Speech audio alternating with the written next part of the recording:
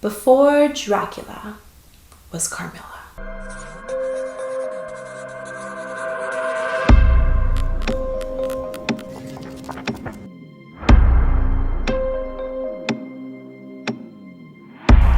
Welcome to Pen to Paper. I'm Leah, and today I'm doing a book review on Carmilla, the book novella by Sheridan Le Fanu, who was an Irish author. You think that you know the story, the origin story of vampires, and that they all came from Dracula, but that's not true. There was Carmilla 26 years before Dracula was ever published, and we can thank Le Fanu for her work. His work. Sorry, it's his work. It is not a woman who wrote this. Although it's very interesting that you have a man who wrote this, and even so much more interesting when I'm going to bring up all the points that I have to bring up when it comes to this book. But let me tell you first a little bit about what the story is about. We have a young girl, Laura, who lives in a sequestered castle away from company. She lives with her father and with the governess who teaches her lessons and gives her whatever company she does have. And she is looking forward to a visit from a friend named Charlotte, except they find out that Charlotte has taken ill and is no longer able to stay the summer with her. But a happy fate happens upon Laura. Well, happy for her, not so happy for the person in the carriage. There is a carriage accident. A young lady is inside it, and she was with this older woman who was, I guess, posing as her governess. And the governess asks Laura and her father to take on this young lady until she's able to come for her when she's recovered from her dire carriage accident. And what ensues is this very interesting relationship between Laura and the enchanting stranger named Carmilla, who comes into their lives and seems to bring brightness and happiness at first, but the longer she stays there, the more strange happenings that occur at night, and Laura suffers physically as a result from Carmilla's acquaintance. So let's deep dive into what makes this book so interesting. I first want to talk about the setting and how Le Fanu sets up the prose and really uses atmosphere as a way of bringing dread before we even know what we're supposed to dread. The atmosphere that he paints is one of loneliness and terror, because the first scene in the book actually starts when Laura is 6 years old, and in the middle of the night there's this being that appears in her bed and slips into the covers beside her and holds her tight, but then all of a sudden she's pricked and she awakens to this horrible nightmarish feeling. And when her father and the governess come swooping into the room, whoever was there is gone and no longer to be seen. This seemingly random scene sets up the atmospheric dread that you feel throughout the entire book. Now, what's so interesting also about Carmilla is that once Carmilla comes into the picture, you know there's something wrong with the picture. You know what she's meant to be. You know she's the enemy. And yet, even though you know this as the reader, there's this strange, titillating feeling that Le Fanu presents in his work where you want to engage with her character. As Laura engages with her character. Laura is swept up in this friendship with her because she's so desperate and starving for girlish companions. And then when Carmilla enters her life, she has this feeling of repulsement because Carmilla inspires these feelings within her, and yet at the same time she's excited by what she's feeling. I do have to say, and disclaimer here, that this story between Laura and Carmilla presents sapphic undertones. It starts out as a friendship, but the closer that they get and the way that the relationship progresses, you definitely see more of a sensual tension between the two of them. And although it's never graphic in the way that Carmilla and Laura interact with each other, you do have scenes where it talks about Carmilla's sensuality and what she makes Laura feel as a result of that sensuality. Hey there, just a little reminder to like this video, subscribe to the channel if you enjoy this type of content. It's going to help me out for sure, and I really appreciate it. And interestingly enough, this book presents the evil one, Carmilla, as an angel of light, which is actually very biblical because the Bible talks about Satan being the angel of light and being something that people want to be around. They want what he has to offer, and Carmilla fills those boxes completely. She seems to be someone who has an air of grace, someone who is helpful, to be a companion to Laura, someone who is enticing, but knows how to read the room of people around her.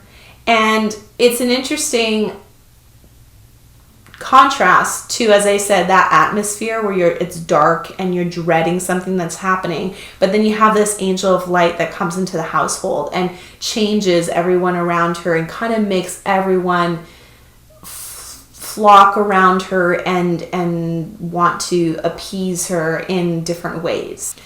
I also find this interesting that she preys specifically on women, because what I forgot to mention is that when Carmilla is staying with Laura to recover from her carriage accident, they find out that the girls in the villages around the castle are slowly dying. They're getting black rings under their eyes. Their lifespan is waning. And it's interesting that we know that Carmilla is this beautiful thing to behold, and she targets young women. She targets Laura because even though she and Laura are getting close, and especially when they get closer and closer, and even Carmilla says, "You are mine and I'm yours and I will love you forever," something to that, paraphrasing. She is feeding on Laura's life. Toward the end of the book, you see that Laura is actually exhibiting the same symptoms that the other girls in the village are feeling as a result of Carmilla's feeding on them. And so it seems to show that from this scenario, that evil preys on the weak and the innocent or the naive. What do you think? Do you think that evil perhaps would have a harder time preying on men? Although you would think that her being a girl, now that's the interesting thing too. She's not a woman, she's a girl, and she poses as companions to girls. She doesn't seek out men. It's just an interesting way of thinking about it, because Dracula, on the other hand, was going after his love interest. I forget what her name is. Although he did go after men too, but not in a sexual way. It was a very matter-of-fact way. But Carmilla is very sensual, and she preys on the weak and the innocent. Another interesting theme that Carmilla presents itself is, from what we can see, Laura having this growing affection for Carmilla, but at the same time disgust and repulsion, is the idea of finding that necessary part of yourself that you need to cut out or to cut off. You know, the Bible says if your hand causes you to sin, cut it off, or your eye causes you to sin, to pluck it out.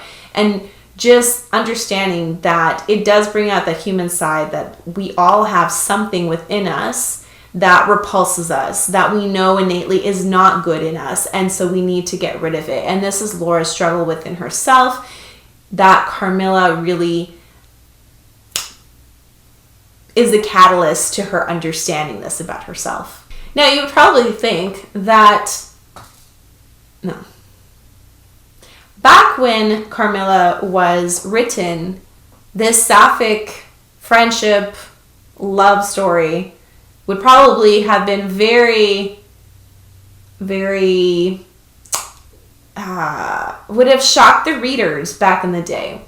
And it's interesting, I was reading up on Le Fanu a little bit, and they asked him why he had written a story where you have two females who, it is intimated, have a sensual desire for one another, and why he chose to write in that direction, seeing as in those times it was very frowned upon and looked upon, and those things were not in a very obvious light as they are today.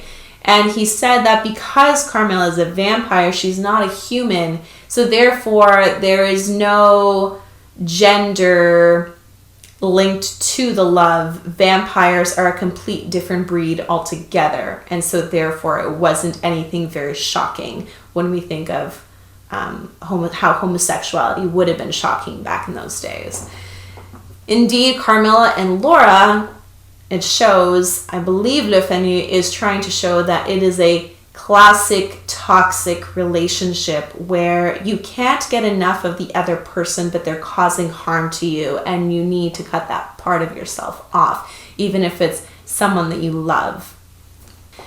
And I'd like to go into one other character. Baron von de Berg, I believe, is the vampire hunter. He really comes out in the end and describes the lore of how vampires came to be. And this was probably one of, it was slightly a little off brand, you could say, for the book, but it helped explain Carmilla's backstory, how she became a vampire, how people become vampires in general. I did like that information that Le Fanu put at the end of the book. The only downside to this book, I would say, which was for me a major downside, was that there was no major climax. There was no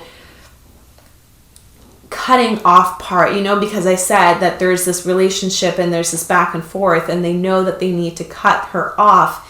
But really what happens is that they're in this chapel and they're talking about vampire lore and vampire myths, and how he's talking about how all these other girls are being affected in the town, and Laura and her father putting two and two together that everything seems to be lining up with Carmilla. Carmilla enters, and when he points to her and says, "That is the fiend that is blood-sucking all these girls and your daughter Laura," she just vanishes.